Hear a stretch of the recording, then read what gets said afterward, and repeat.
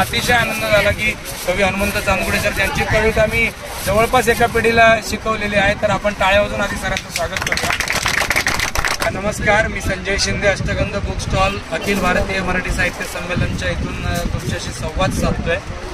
या स्टॉलवरती अनेक कवी लेखक कालपासून येत आहेत, भेटी देत आहेत, शाळेची मुलं येत आहेत, या मुलांना पण दाखव, शाळेची मुलं पण येत आहेत।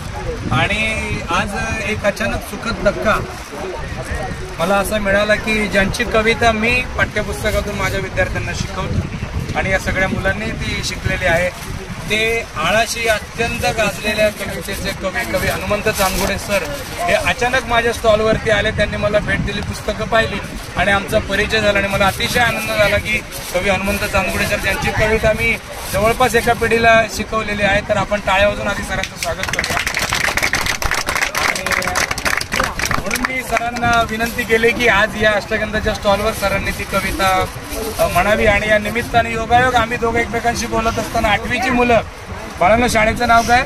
श्री यशवंत माध्यमिक विद्या मंदिर। श्री यशवंत माध्यमिक समीर इकडे, श्री यशवंत माध्यमिक विद्या मंदिरची सगळी मुलं इथे आली आणि ती 8वीची मुलं आहेत आणि त्यांना मी हनुमंत सरांविषयी सांगितलं, त्या कवितेविषयी त्यांना फार उत्सुकता वाटली आणि आम्ही सगळ्यांनी विनंती केली की हनुमंत सरांनी ती कविता या स्टॉलवर आता सादर करावी अशी मी त्यांना विनंती करतोय। सरांनी ती आनंदाने मान्य केली आणि आता आपण सरांची ती कविता ऐकूया।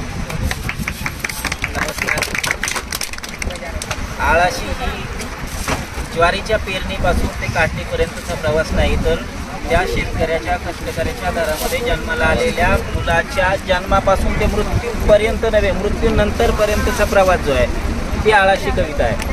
आणि शेतकऱ्याला अनेक नावं आहेत, कुणी कुणबी म्हणतं शेतकऱ्याला, कुणी कुणबी म्हणतं, कुणी बळीराजा म्हणतं, कुणी शेतकरी म्हणतं, अनेक नावं देतात, कुणी अन्नदाता म्हणतं।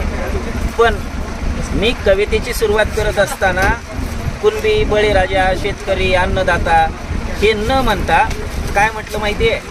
मी असं लिहिलं की बा अनवानी पायाचा ठसा मातीत उठतो,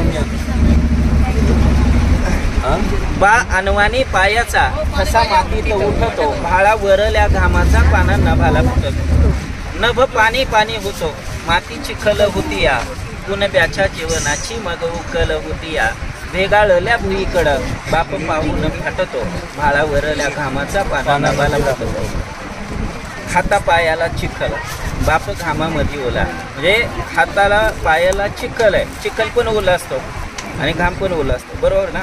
हाता पायाला चिखल बाप घामामध्ये ओला, पीक पाहून शिवारी थवा पाखरांचा आला, बाप आरोळी मारता ताना रडत उठतो, भाळा भरल्या घामाचा पाना नभाला फुटतो।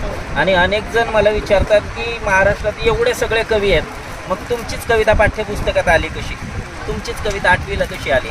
तर मी माझ्या मनाचं समाधान करून घेतो होता की मला माहिती नाही आहे कोणते नियम लावले, कोणते निकष लावले, पण मला असं वाटतं की या ज्या पुढच्या ओळी आहेत ना, त्या ओळींमुळं माझी कविता अभ्यासक्रमात असावी आणि त्या ज्या ओळी आहेत त्या ओळी महाराष्ट्रातल्याच नव्हे तर या मातीशी नातं असणाऱ्या प्रत्येक बापासाठी त्या अशा आहेत की बाप रगात होऊन रोज पाटातून वाहतो, मग गणसाचा जन्म तेव्हा ताटात होतो, बाप रगात होऊन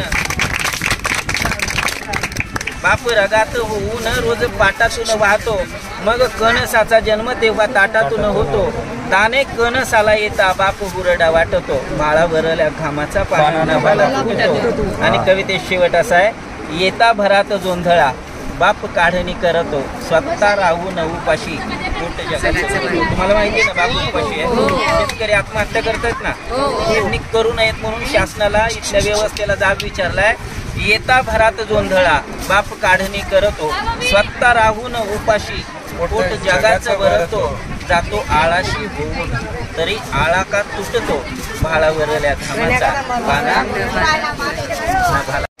बा अनवाणी पायाचा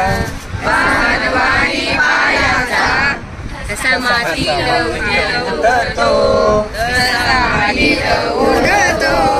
भाळावरल्या घामाचा पाना नभाला फुटतो,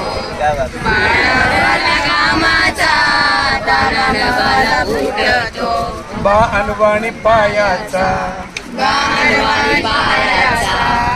ठसा मातीत उठतो ठसा मातीत उठतो बाळावरल्या घामाचा पानानं भाला फुटतो बाळावरल्या घामाचा पानानं